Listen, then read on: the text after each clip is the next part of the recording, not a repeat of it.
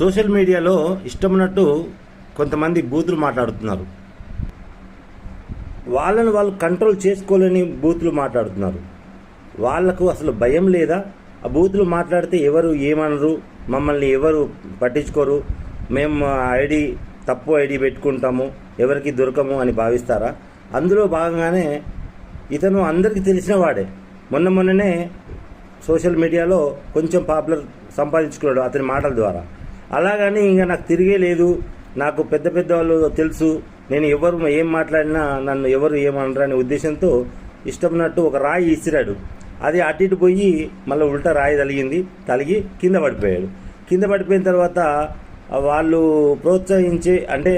ప్రోత్సహించినవాడు కాదు, కానీ మాకు సపోర్టు ఉన్న వాళ్ళు అనుకున్న వాళ్ళు ఇతను మావాడు కాదు అని పడిపోయిన పక్క జరిపేశారు. అయితే ఏమైంది, లాస్ట్కు ఎవరైతే నాకే మాట్లాడే హక్కు ఉంది అన్నట్టు ఇష్టపడినట్టు మాట్లాడి దెబ్బ తగిలినాక నువ్వెవరో అన్నట్టు ఇతరులు కూడా వివరిస్తారు. అంటే మంచిగా ఉన్నంతసేపే మనిషికి విలువిస్తారు. ఎప్పుడైతే ఇబ్బందులు కలుగుతాయో మావాడు కాదు అని తప్పించుకుంటారు. అందుకోసమే యూట్యూబ్లో లైవ్ ఎవరు పెట్టినా, మగవాళ్ళు పెట్టినా ఆడవాళ్ళు పెట్టినా లైవ్లోకి వెంటనే వస్తారు. దొంగ ఐడి, వాళ్ళది అసలు ఊరు ఉండదు, అడ్రస్ ఉండదు, పేరు ఉండదు, వాళ్ళు యూట్యూబ్లో వీడియోలు చేయరు. లైవ్లోకి వచ్చేసి ఇష్టపడినట్టు మాట్లాడుతూ ఉంటారు.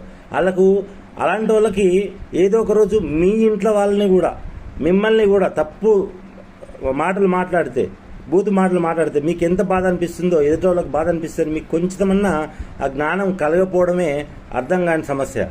అసలు ఇలాగే ఉంటే ఏదో ఒక రోజు మీకు కూడా పెద్ద సమస్య వచ్చినప్పుడు అప్పుడు మీకు ఆ పెయిన్ ఏందో అర్థమవుతుంది.